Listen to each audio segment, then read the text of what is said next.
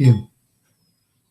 Trí, dó, hían, náid, beach chaithim mé coppla athrú, meán athruthe íana sin iad inis. Tí raibh se bhríon ag léamh na Nuachta sa Meiriceá, neamh déardín an cearúláidí go míán ar 2016. Agus seo iad na scéalta móra. De réir a New York Times ar nó, ní hanan sin agus a rághfuil an ceart acu. Baineann mór fictiúr an leathannaí leis na honsathe a tharla Barras, chosrom an lé seo 2000 nuair a maraíodh na scótha chéad beidir Barras le lín ionsaithe gunaí agus buamála de chuid ISIS agus tugtar le fios go roscail le Carillon café ar an Rue Alibert. Den chéad dúir de chéad in ríis tar éis ionsaí fíochmhar in Maraíodh dozén nó níos mó sílim mar chuid den srá ionsaithe. Scéal Uachtaránacht baite inis nach é an trúdhéir nach bhfuil chóras polítíochta Meiriceá níos cosúlaí le chóras polítíochta na hÉireann. Tá an taoiseach a tuairt le fios go mbeidh oltácháin agus a réigean go mbeidh feachtasaíocht ar bhíthán go ceann coppla seachtain dhéile agus ba sé leog thart faoi Jeremína Fowra ach tá muide sáinnithe an seo sír dhíospóireacht na réamhthóchánaíochta a thagann raibh na feachtais tóchánaíochta iad féin go bhfuiridtí bíoch siad thart. Cibé is iarthóir réamhthóchánaíochta poblachtánach é Ted Cruz agus mar a chuireann Ted Cruz síos bhaoine sé a achtas trí na healúchas glan iomlán a leachtú agus é a choristeach sa bheachtas. Ceart go leor b'fhéidir dáma íre ach rinne sé dearmad admhail go bhfuair sé íosacht $1 billiún ón chomhlacht inistíochta agus airgeadais Goldman Sachs. Rinne an túsúl Cruz neamart, rinne sé fáilí sa rud seo mar ba cheartó an íosacht sin admhail.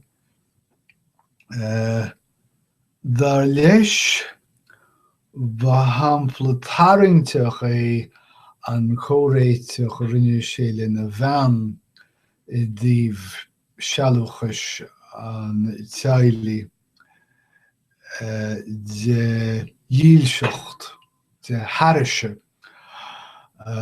agus íbert riinte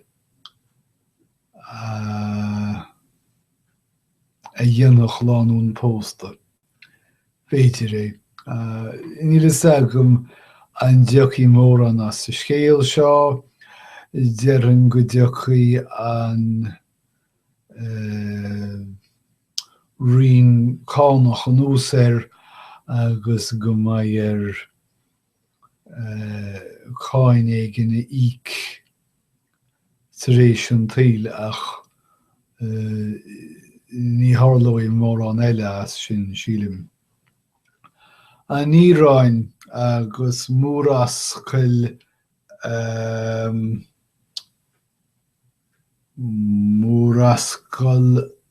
Persia is cosúil go ndeachaí báid patróil de chuid na Stáit Aontaithe stré sa mhúrascail Perseach isteach mhargaí na hIoráine agus gur dhó an Íráin na bháid seo. Chuidiú Meiriceá go mbeir cheart an phríosún rá ach chuidiú gaibhniú éigin na márnéalaí go agus rinne an Íráin poiblíocht mhór faoin róáil seo agus an chaon na rogh na Stáit Aontaithe ag sárú ceart talún ó ceart farraige is dócha na hIoráine. Ach tar éis babhta fada stochaireachta agus taidhleoireachta thug an Íorán na márnéalaí agus na bháid rais do na Stáit Aontaithe. Agus is cosúil gur seachnaíú géarchéim dá réir. Ar nó níl an Íoráin ag iarra ábhabhta den eachtaras an ambasáid 1969 agus níl na Stáit Aontaithe ag iarra cóireach de haisir bith cibé an cóireach fuair nó eile sa mhúrascail i láthair na huaire. Tá bhfad an ngeammarcha eile siúl sa cheantar sin hena féin gan chug go fuair beag go thosaú as an nua idir na Stáit Aontaithe agus an Íoráin.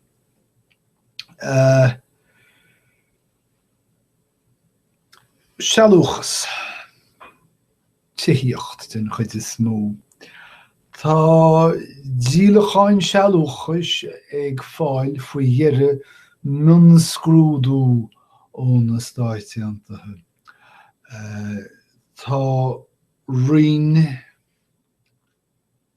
an chiste Stáit i Meiriceá tar éis ógart go bhfuil imní orthu faoin airgid mídhleathach atá ag sreabhú isteach in eastát réadach fíorghalánta na Stáit Aontaithe. Agus dá réir sin go dosóidh rion an Stát Chiste ag aimsiú agus ag leanacht na geanaitheoirí rúmda ceanaitheoirí rúmda na sealúchas seo. Tá sóigh an tionscanmh seo i ngá cheannscríbe mór le rá de airgid the Wien Internationalta, Manhattan agus Miami-Dade County. Arno Miami-Dade Marialer and Mead Deachtóide agus politóí as Meiriceá láir agus Meiriceá heas atá I gcíre hálamh I cheannach I gceantar Hispáineach Meiriceá. Nach bhfuil bainte gar nó lena dír féin. Díreó for solas an gúine dorcha I marg an astáit réadaí.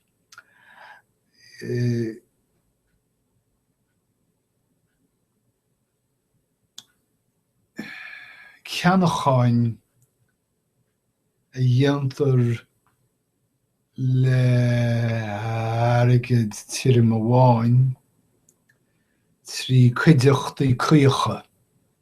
Sníad cuideachtaí nach cólachtaí cearta in éachar ach cólachtaí cruthaíú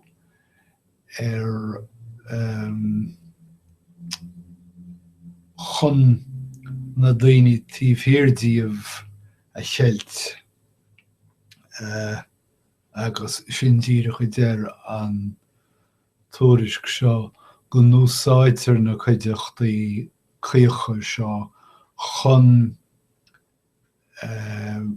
ainm na chuí na gceannathóirí a chúdach.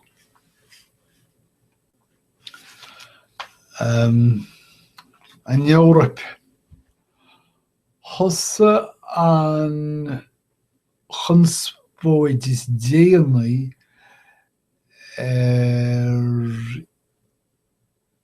I rith oíche chin bbliana I Golón na Gearmáine, Cóln is dócha. Nuair is cosúil gur eagraíú srá bhanéignithe nó ar a laghad ionsaithe bhrá timpeall na Cathrach. Agus gur cosúil gur bhíad inimircí ó áitiní mar an Afric Thuaidh agus I Tíre ba chúis leo. Tá na hionsaithe gnéis seo ag leathnú an deilt san Eorpa imirce agus na nimircí. San Nionlainn tá grúpaí mílisteacha fetról I mailte bheoga atá cuineáil dídeanathe. I nánam is a bheith cosaint na man. Sa Gearmáin tá na grúpaí péigide agus inis léigide ag dul ó neart go neart. In Leipzig rinne agóidethe de chuid an Ircin deis. Más ceadmhacht an focail sin a úsáid sa chomhthéacs seo. Sin daoine tá bhfad amach ar an éití dheis. D'imir siad le dásacht tríd a gcathair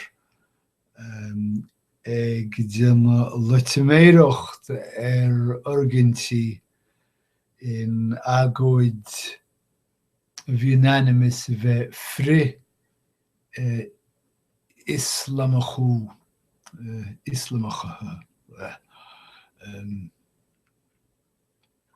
agus san Nidáil tá rialtas réigiúnach tá in imirce rééis téacs dlí nua a cheadú Jaacrús tógáil máscanaí don dídeanna Muslimacha atá ag seaadú timpeall an cheantais. Rinne mé dearmad scéal nuamhrach, bíonn scéal nuamhrach a gcónaí ar chlódach in New York Times agus baineann an scéal seo le Mario Cuomo. Tá sé ag molla, tá Mario Cuomo governor nuamhrach ag molla plean $50 milliún chun deacrachtaí tíochta an stáit réiteach. Meiriceá gom céardéile féidir le rá faoi sin gan cleachta racha mé raig go dtí na meán scéalta. Tá Alejandro Aravena as a Chile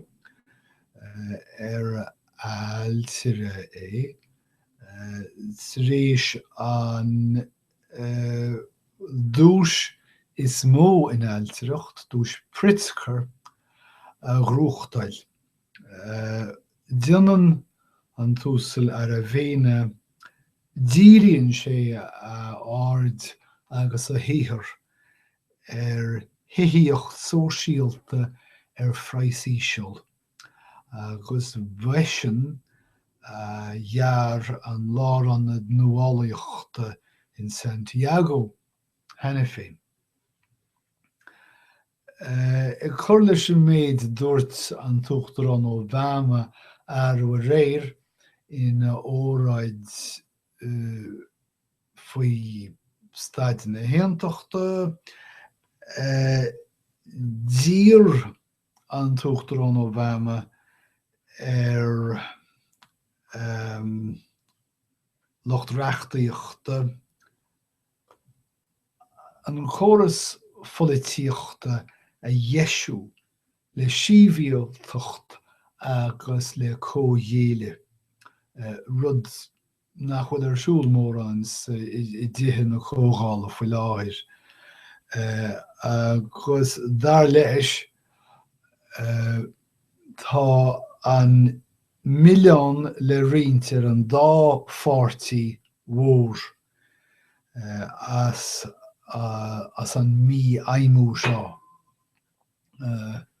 Agus dá réir sin bheith an na páirtithe teacht leabhealach agus chóréiteach aimsiú. Tá post nua áfráil I Chicago ach tar éis an méid a thuiris go mé le déanaí faoi fórsa pólíneachta Chicago agus na deacrachtaí atá ag pobl gorum na carach sin cearta a gcearta áileú na pólíní tá sé le tuiscint nach mbeidh mór an rácharte ar a bpost atá fógratha le déanaí sin ceannfort na bólíní sa chathair. Ar nó baineann ar an iarthóir a bhuíochas an post deagháil le oibrithe sin é pólíní ní hásta pobl fergach, pobl na carach agus saoiste faoi léigear sin rám Emmanuel an Meiriceá. So ámór leis an té gróthas a post sin tásúil agam go bhfuil tuarastal maithe teacht leis mar is beag chollata a bhuíochas an té sin a bhuíos an post. Tháinig scéal anaisteach an solas le déanaí agus bhín tréis gur go El Chapo, Joaquín Guzmán Loera I Mexico gur raire le Sean Penn I go fort le vanaisteúir as Mexico bhfuil a henim dearmataí agam. Agaloh a chur El Chapo, foiil siú an teachtain seo caite in Rolling Stone. Scéal anaisteach, chus sé mo chuid an fearsanta gur in an istó bhéidir gur úsáid na húdaráis Sean Penn chun El Chapo a amsú ach ní fisan ar ire. Al Jazeera. Tar éis Al-Qaeda híl fi go ndéim faoi samoinmh faoi ainm stáisiún telefíse. Cos nílas agam ar thuig lucht Al Jazeera riamh cho dúr agus atá chuid is mó de Americánaigh agus cho réig sa bhí siad mar sin le ceapá gur rá Al Jazeera bainteach le scíomh le hóireacht sa meán airthir. Ke bheith thosa Al Jazeera Americá sa bhliain 2013 agus bhaid siad ag dúna míabhráin na bliana seo.